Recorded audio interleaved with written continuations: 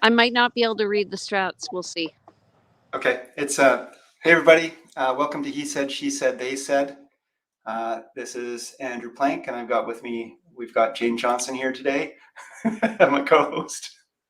You need to I'm gonna take off just, the banner there, buddy. yes, I'm changing it up. Here we are.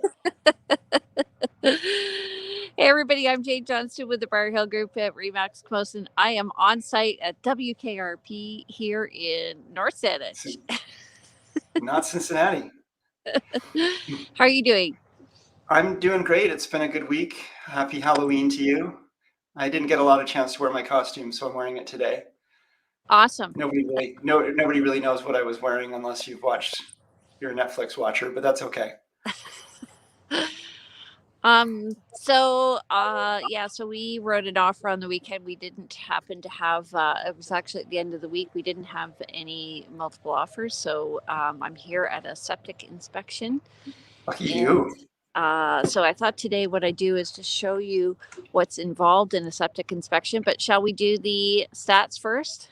Let's do the stats. Let's talk about what septic is in itself, and then we'll get into inspections and pros and cons. And you're so lucky to be able to get an offer in with those conditions.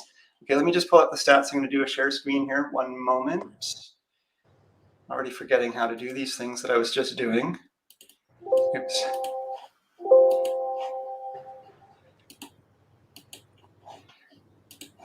All right, here we are. Stats. Do you want to take it away there, Jane? Can you read this? We'll see. Okay, yeah. So this is for the whole month of October because we're November 1st today. So net unconditional sales in October 2021 were 745. That's compared to 990 last year. New listings are at 866. That's compared to 1,162 last year. And active listings are still below 1,100 at 1036. And that's half of what we had last year. Do you want to do the second part? Yeah, the next part is just the last 7 days. I didn't do the full month, but the last 7 days we've had 343 new listings come on to the Greater Victoria MLS system, with 369 properties going pending. So more going pending than are listing. So that's the trend we've been seeing. Why we're seeing this active listings number keep going down. 53 price decreases and 7 price increases, with 6 back on market. 83 expired. That's usually expiring around the end of the month. People tend to, for some reason, expire them on round figures. I've lost Jane. There's Jane. I'm back. Excellent, Jane. Okay. So let's stop screen share there and let's talk about septic. What is septic?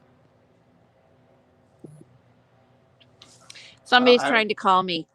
They don't realize the importance of the show. Of what we're doing. No. Don't they understand? Can you hear me? I can hear you. You take your phone call. I'll talk about septic.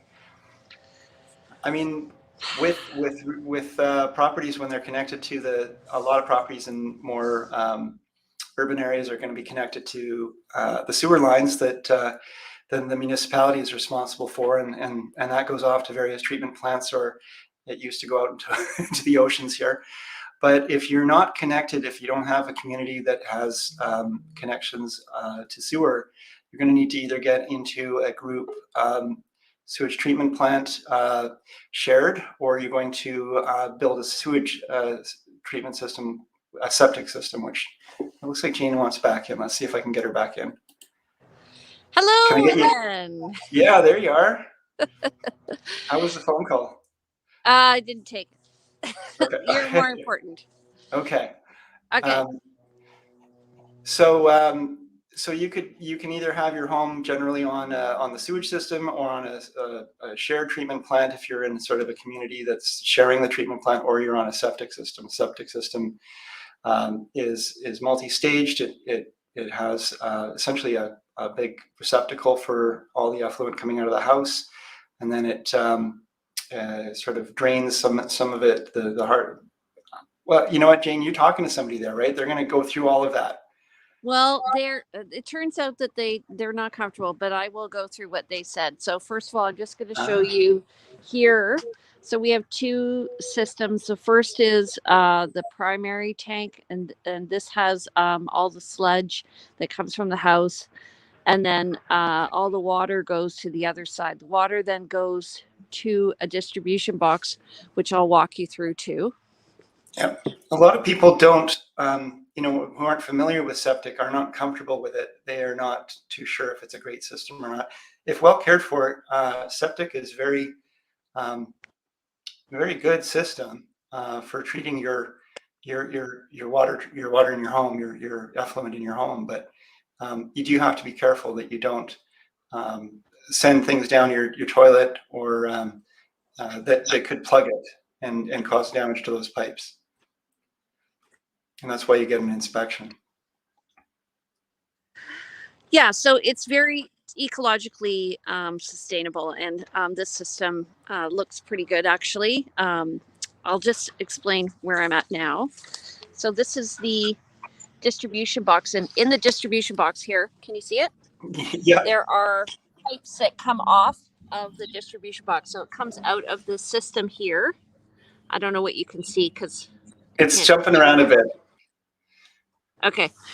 So basically, it comes out of a big tube into a box.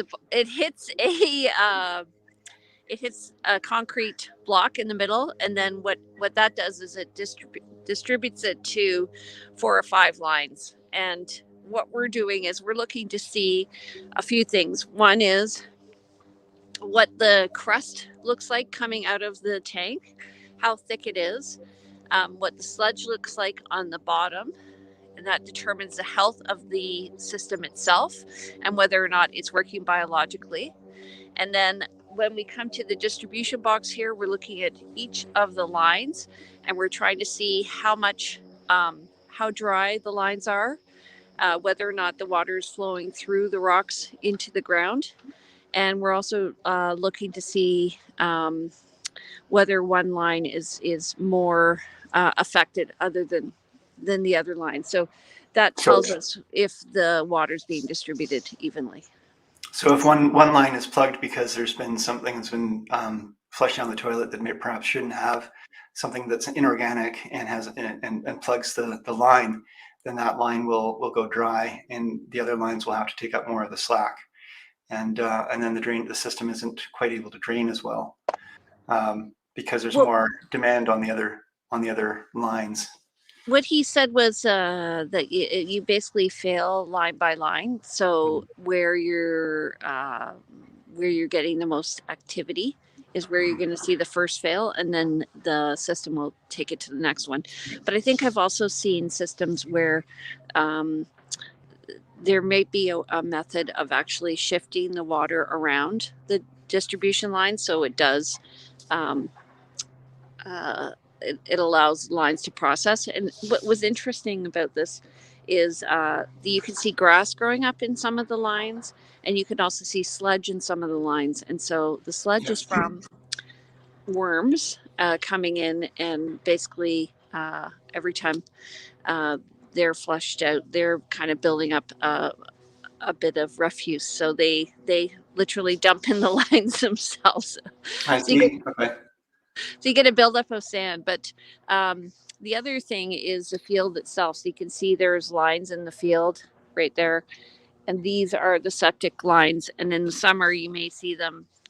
If there's more green over those lines or less green, that is showing you how the field is actually working. So really shouldn't be. They say there's that saying, the grass is always greener over the septic field, but you really shouldn't be seeing that, because a really well working septic system that's percolating well, where the water's just going down, you're going to find that it should just go down into the sand or into the ground below without really coming up. So when you can see those lines, it's not usually a good sign. I'm going to take a step back. You mentioned it's a 2-stage system. So the first stage is everything comes out of the house, goes into the tank, the solids fall to the bottom, or I guess, and then there's a crust on top. And then sort of in the middle tends to be the liquid, which is where the lines, the water, the liquid runs to that distribution box, which then distributes to the various lines that are in the field.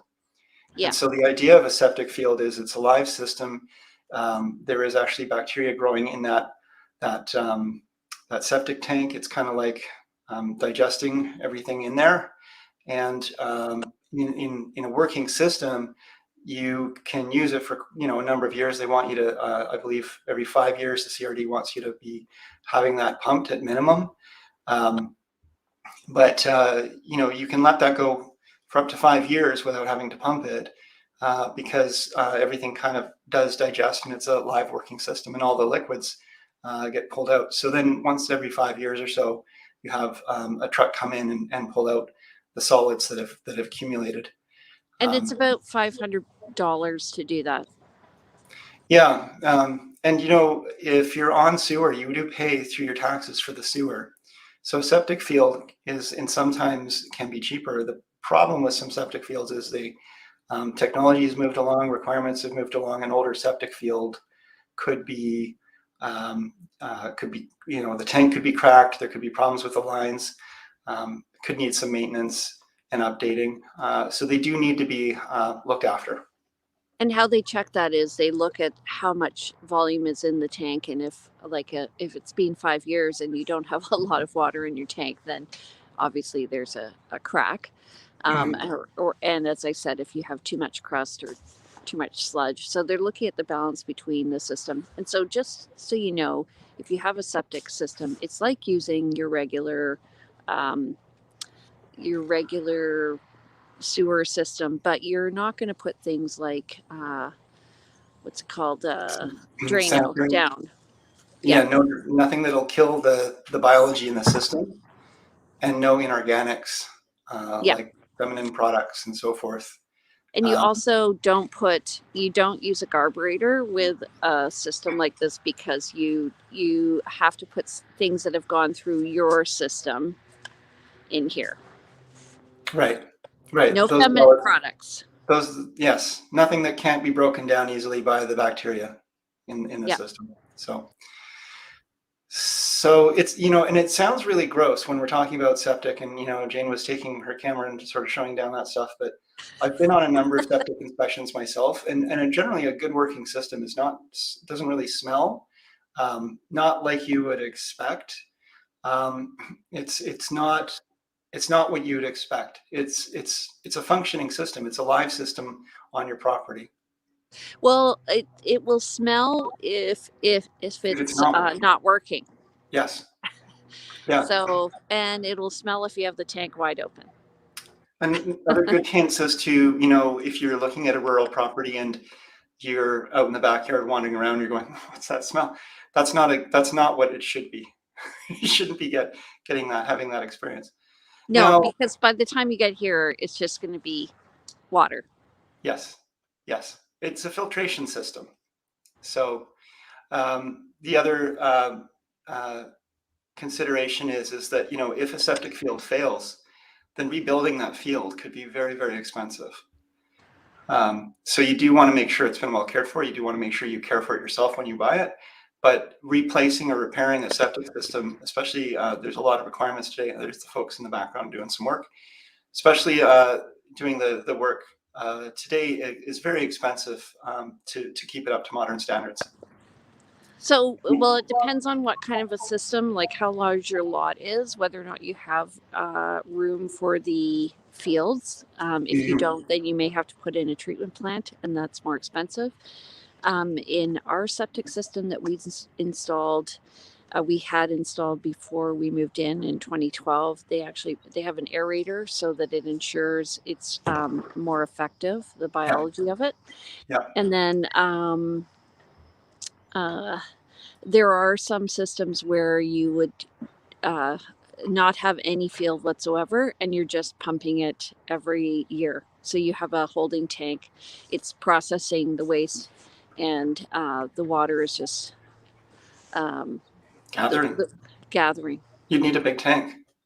Yeah. Well, I think it's actually more the water is distributed, but the tank is pumped every year. I see. Yeah. Haven't seen that one. So now, you're looking at a rural property and you're talking to your realtor, and it's on septic. Maybe you don't like septic. maybe there's sewer at the lot line. So these are things you might want to look into. Connecting to the sewer may actually even be required by the municipality. Langford's been requiring anyone who has septic at their lot line to connect. Yeah.